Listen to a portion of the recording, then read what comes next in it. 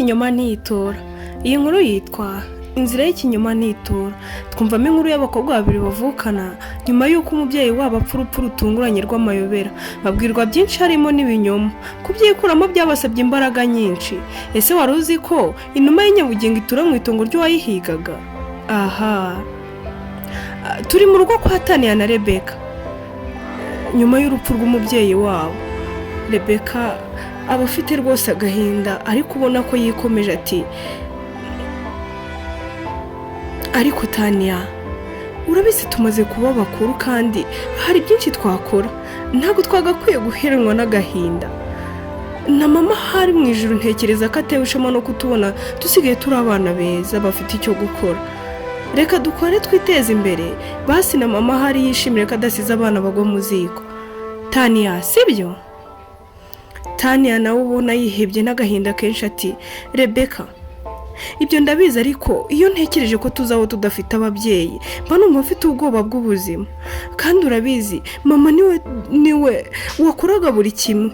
Mama yitangaga bishoboka, yari intwari yacu Rebe, urabizi cyane, kandi niwe papa na mama twari dufite. Tania ahita afatwa n'ikiniga akarira.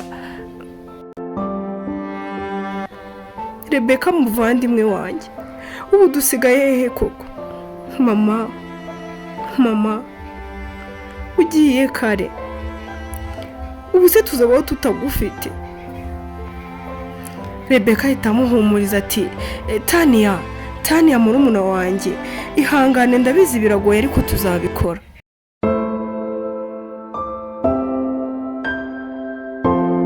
Tania ati, Rebeka, sinzigera mbabarira umuntu wese nzasanga yihishe inyuma y'urupfu rw'umubyeyi wacu, ndahiye nzahorera mama.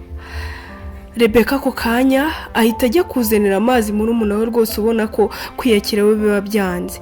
Rebeka ati, Tania, akira amazi, dore iminwa yawe yumagaye kubera umaze akanya rwose uvuga utaruhuka. Tania atekereza gato maze agatuza akavuga ati, ariko Rebe, ubundi kuki nyogokuru wacu atigeze aza kwitabara? Rebeka ahita ahigima ati, Tania, ibyo birekwe banza utuze.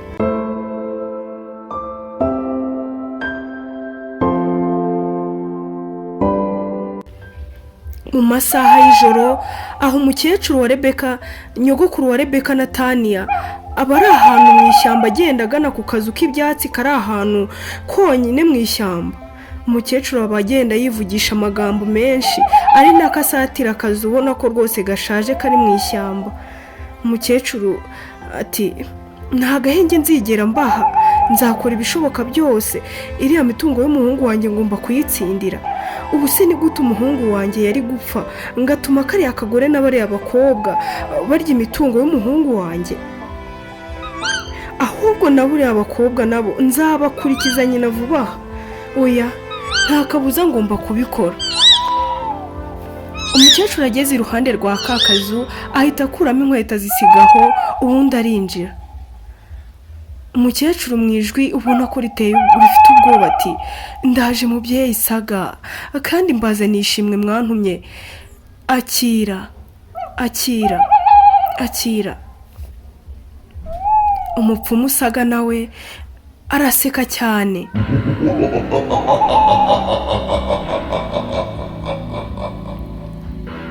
Zana ishimwe ry'abakuru.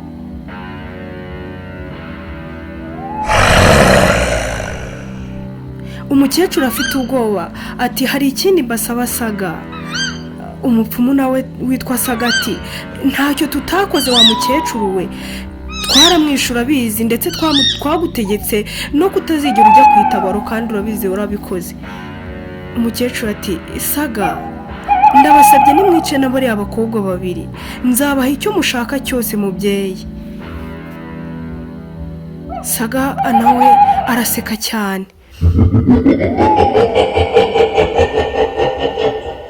Ako kanya ivu ritangira gutumuka, ibishirira bigatangira gukurukira mu birere, inkike za kakazu zigatangira kunyeganyega, ubundi umukecuru agahita agira ubwoba.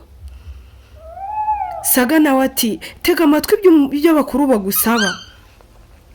ijwi ridasanzwe ngo rivugira muri wa muriro w'ibishirira riti umva mukecuru, niba ushaka kubona bariya abakobwa bose bapfa ugiye gukora ibi bintu.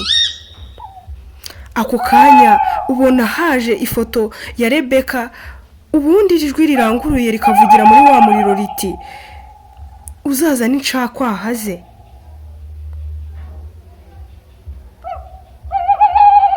Kandi aka kanya ahita uva ahangaha byihuse.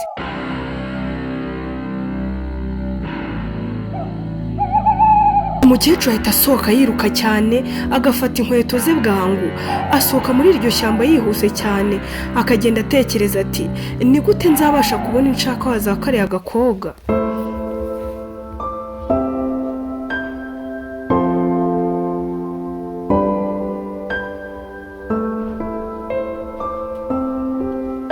Mu rugo kwa Rebeka na Tania mu masaha y'igicuku baryamye, Rebeka barimo kwiseganya bya buri kanya yihindukiza.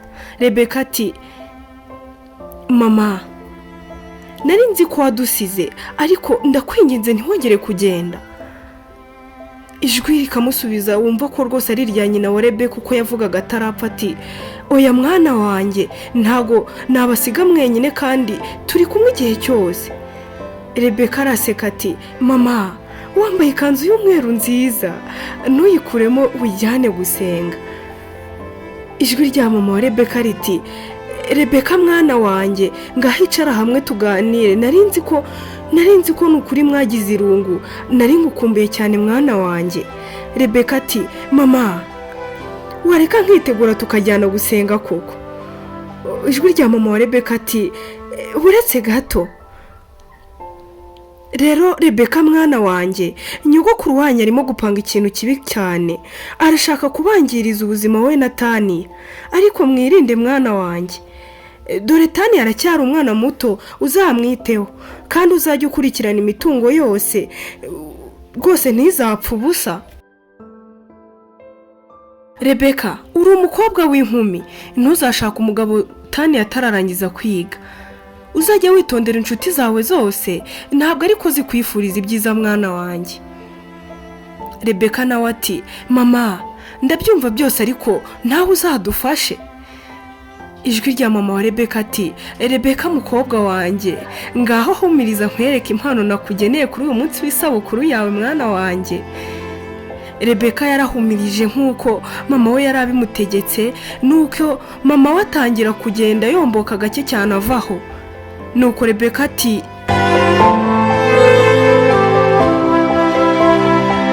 gira vuba ndumva mfite amatsiko. Ako kanya urugi rwo muri salo rurikubita, nuko Rebeka aravuga cyane ati mama, mama, mama. Tania akangukira hejuru ati Rebeka we, urahamagara mu muramureba hehe? Rebeka ati Tania, mama aragiye rwose ndamubonye. Nuko Tania amenya ko Rebeka yabirotaga. Tania ati Rebeka, ni inzozi warimo rwose, mama ntawe uhari. Rebeka ararira ati uzi ko mama yari arimo kunganiriza nkaho rwose ari muzima, yari mwiza cyane yambaye ikanzu nini y'umweru, gusa yari yaberewe pe. Tania n'agahinda kenshi ati urabizi inzozi zikwereka ibidahari, ubwo nyine nta kundi.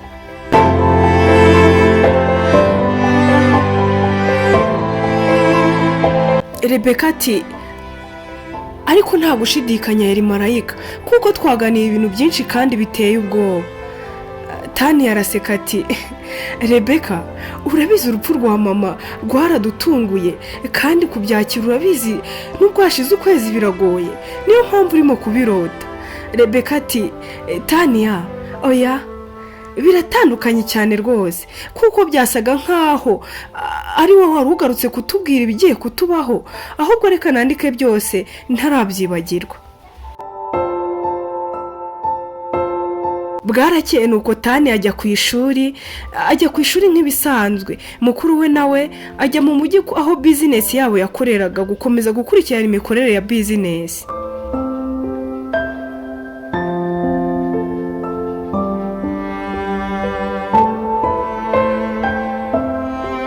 Ku ku rundi ruhande nyogokuru wa Rebeka na Tania aba ari ahantu ubona ko rwose ari ku kabari ahantu mu cyaro, asa naho rwose ategereje umuntu ari n'akareba ku isaha buri kanya. aba hamaze akanya kanini, nuko ako kanya hakaza imodoka irimo umusore ubona ko rwose ari mwiza, ukabona ko umukecuru rwose ameze nk'aho ari we yari ategereje. umukecuru ati musore rwose ntagutegereje cyane, watinze bikomeye. uwo musore aba yitwa Roni. nuko Roni ati umukecuru rwose kugera muri iki cyaro byari bigoye cyane, imodoka yashizemo esanse ariko kubona sitasiyo byagoranye, ndetse na shoferi yagiye ayoba cyane, kumenya neza aho twari tuje byafashe igihe rwose. umukecuru ati uwakundangiye yambwiye ko witwa Roni, nanjye rero nitwa Nyiramwabo. ndifuza ko naguhereza akazi katagoye cyane, ariko kandi bambwiye ko wagashobora. Roni araseka cyane ati nishimiye kubamenya rwose, ubu se ako kazi ni akahe, kajyanye n'iki? umukecuru ati Roni wibigira imikino, ubisaba kuba ugira ibanga cyane kandi nta marangamutima ugomba gushyiramo. Roni ati ndizera ko bakubwiye neza uwo ndiwe, kandi ibyo byose ndabyujuje, rero wigira ikibazo, icyambere ni ukumpa agatubutse. umukecuru amwereka ifoto, rwose ifoto iriho umukobwa mwiza rwose ari we Rebeka. ati dore itegereze iyi foto neza, uyu ureba hano kuri iyi foto ni umwuzukuru wanjye yitwa Rebeka, rero ndashaka ko ugenda ukamusaba ko mukundana. Roni araseka cyane ati ndatunguwe cyane wa mukecuru we, sinibaza ukuntu rwose umukobwa mwiza gutya wakifuza ko akundana n'imbobo nkanjye. wa mukecuru we ni gute wifuza kubona umukwe umeze nkanjye? ubu se nta wundi mukunzi afite?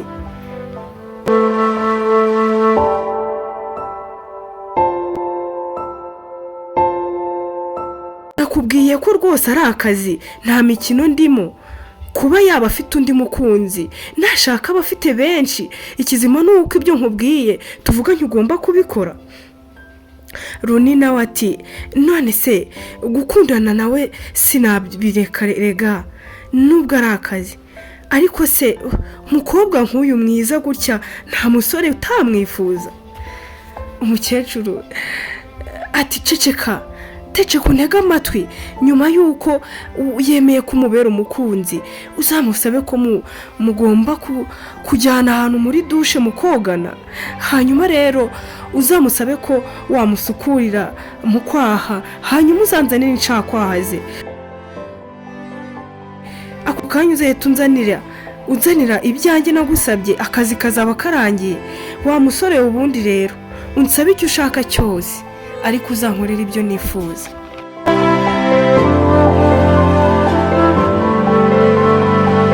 Roni yikangamo afite ubwoba ati ibyo bintu nsabye ndumva bigoye cyane, ese izo nshaka urashaka kuzikoza iki? umukecuru arakaye ati uzaramuka udodoye ako kanwa ukagira ubihingukiriza, nzakwica. iyo tuve hano hatagira n'utubonana, kandi nizere ko ibyo twavuganye wabyumvise. Roni ati none se mukecuru rwose urumva nagenda nta mafaranga na makeya impaye? umukecuru akora mu isakoshe agakuramo umubandiko rwose w'amafaranga menshi cyane. ati Roni akira bufashe miliyoni, ubwo tuzavugana kandi urangije akazi neza.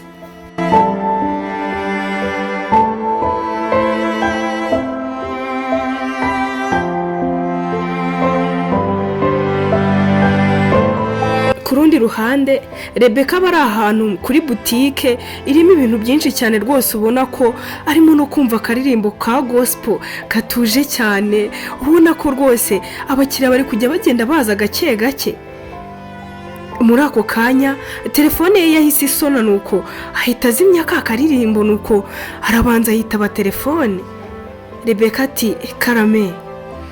wari uri kumuvugisha ati ese ni Rebeka? ni Rebeka mukuru wa Tania? ni wowe turi kuvugana? Rebeka ati yego ni we. uwamuvugishaga ati nitwa Firemo, ndi umwarimu ku kigo Tania yigaho. ubu rero Tani yararwaye cyane, banguka umurebe dore ubu tumugejeje ku bitaro. Rebeka n'ubwoba bwinshi ati Tani yabaye iki? Reka mpite mfata akamoto mpagere rwose. Rebeka ahita akinga butike, akabwira umusekirite uri aho hafi ati ndaje mu kanya gatoya. Nyuma y'iminota mikeya Rebeka yari ageze aho Tani yarwariye, nuko ati mumfashe muduhe umwanya njye na Tani tuganire.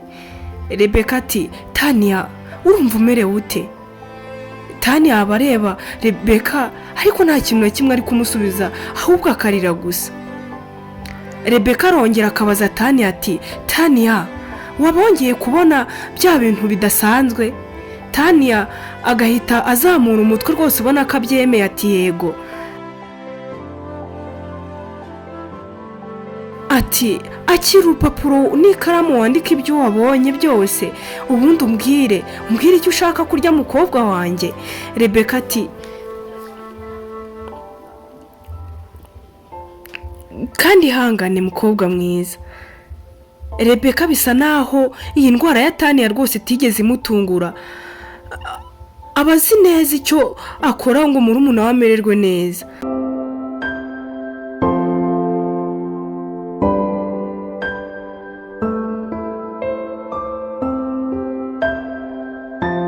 Rebeka amuha umwanya uhagije rwose, nyuma akamuzanira imyembe n'amatunda, nuko arihangana akarya. Mu kanya gato ibyo bisa naho birangiye, hari uwakomanze ku rugi gake cyane ati ese nakinjira?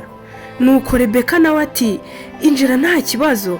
Hinjiye umusore mwiza cyane, aratambuka asuhuza Rebeka. Uwo musore ati nitwa Runi, naho wowe ndabizi witwa Rebeka, uyu urwaye kandi nawe ndabizi ni murumuna wawe yitwa Tania kandi araza kumera neza. Rebeka atunguwe cyane ati ntabwo numva ukuntu tuzi, ariko ndabona njye ari ubwa mbere nkubonye.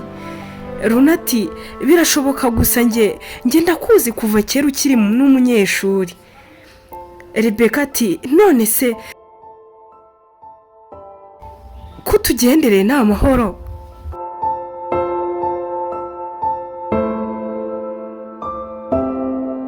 Runi araseka ati ni amahoro masa, nari nzi ko Tani yarwaye niko guhamagara telefone yawe mbona ntuyitaba. Rebeka yahise areba kuri telefone abona ko rwose hari nimero yamuhamagaye ntayitabe. Ati Runi mwihangane nari kuri moto ntabwo nayumbashaga kuyumva. Runi ahita amufata ukuboko ati nta kibazo mukobwa mwiza, ubu icy'ingenzi ni uko mbashije kuhagera kandi namwe mukaba mbabonye. Rebeka ahita yumva agize ubwoba agasa n'umwikura. Undi nawe abona ko rwose asa naho arengereye agahita amurekura. Muganga nawe yahise agera aho ngaho, nuko ahita abona Tani ari kugenda yoroherwa. Rebeka asaba muganga ati ubu se sinajya mu rugo nkamurwariza mu rugo? Muganga ati nta kibazo, mujyane mu rugo uzakomeze kumuha imiti neza. Runi aritanguranwa ati reka mbageze mu rugo nta kibazo, imodoka nayisize hanze. Rebeka amwenyura ati Runi ni ukuri muraba mukoze.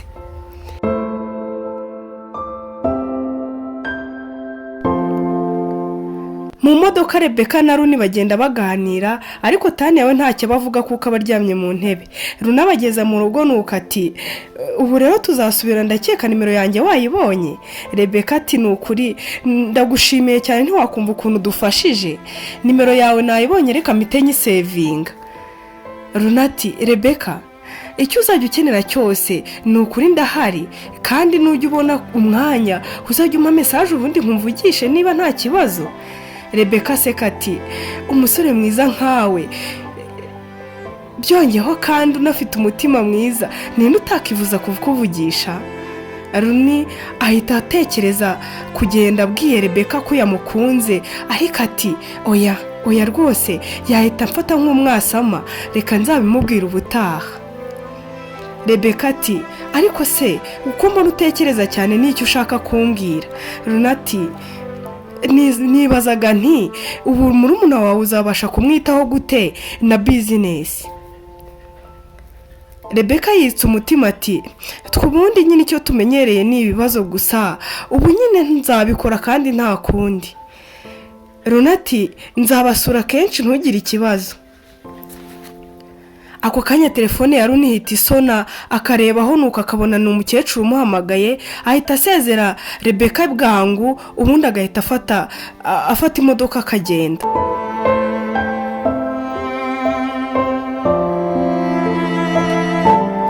Runa yitaba telefone ati yego mukecuru, unyihangane natinze kukwitaba rwose nari kumwe na Rebeka.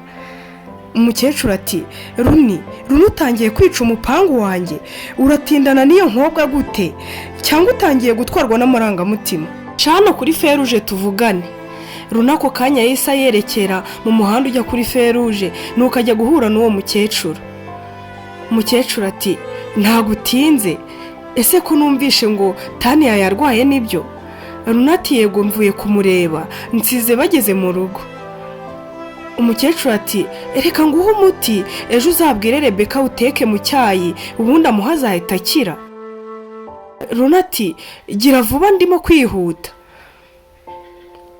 Umukecuru ubona ari gukora mu gikapu rwose ajaganyura cyane, hanyuma ukabona akuyemo agacupa gasa nk'umukara akagahereza Runa. Runa ati oke, ubu nizere ko nagenda. Umukecuru ati buretse ari kumanza umpa amakuru, uko utambwiye birimo gucamo.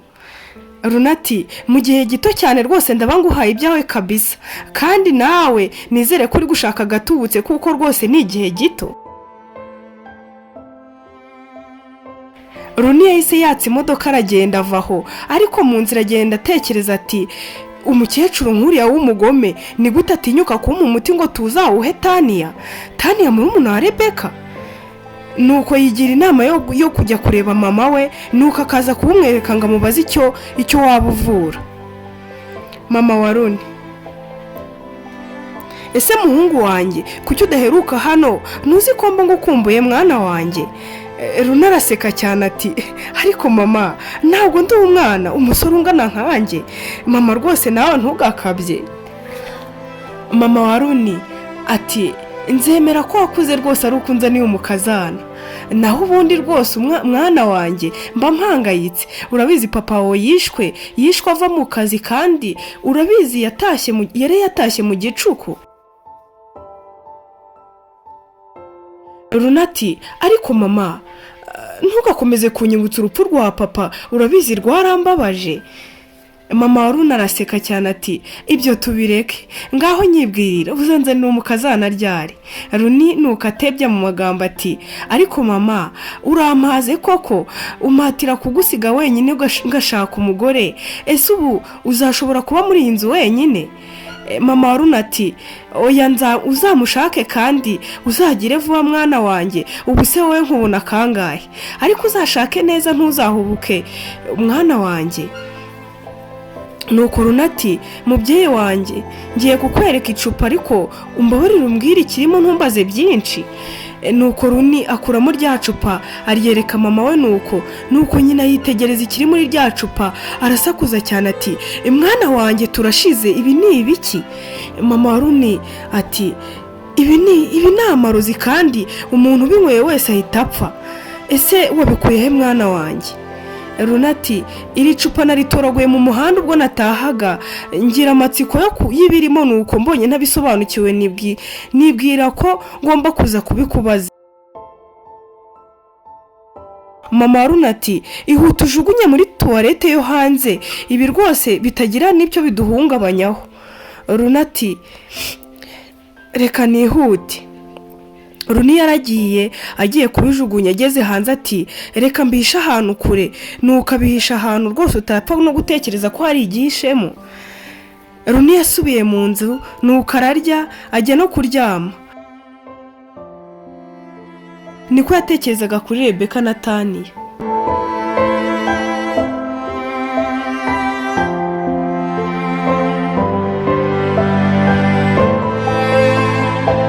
uko Runi akomeza kudasinzira yagiye kubona fone irasonye, arebye asanga rwose ni Rebeka umuhamagaye. Nuko yemeza neza nyine ngo yitabe kuko urumva nyine yari yamukunze.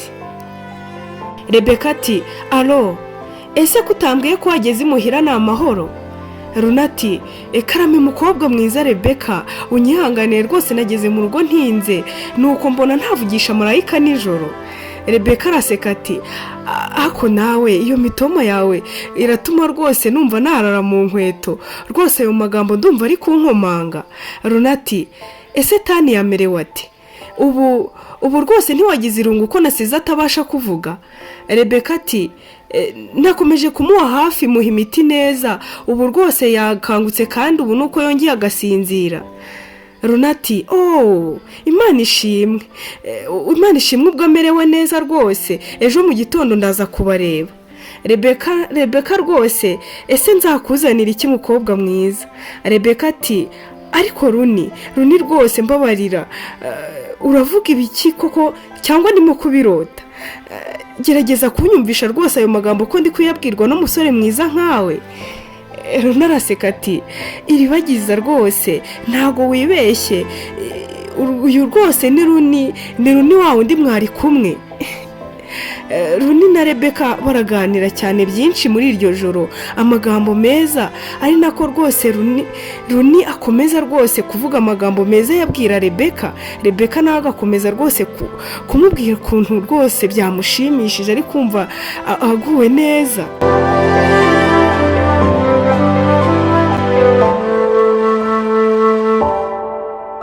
Mu gitondo cya kare mama wa Runi yaje gukomangira umuhungu we rwose ngo aze kumubwira kujya kurya ibya mu gitondo. Ati mwana wanjye rwose wiyiteho, urabuzi ni we mfite wenyine kandi mbona utameze neza muri iyi minsi. Runi yarabyutse nuko rwose afata breakfast aritunganya maze rwose ategura urugendo rwo kujya kureba Rebeka na Taniya.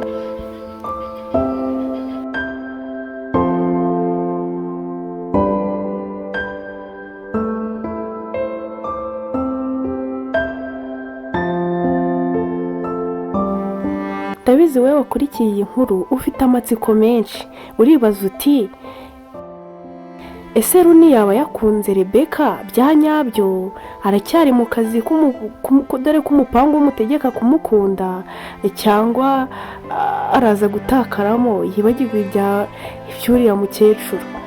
Reka mbararike kuzakurikira igice gikurikiyeho. Niba koko wakunze iyi nkuru kora subscribe kuri Abizeranye Germaine, nurangiza ukore like, nurangiza kandi usige n'igitekerezo cy'ukuntu byumva. Ese urifuza ko ubutaha byazagenda gute? Ndabakunda cyane, mwari kumwe na Abizeranye Germaine. Ngiye kujya mbagezaho inkuru nyinshi kandi nziza. Mubwibuke gukora subscribe. Murakoze.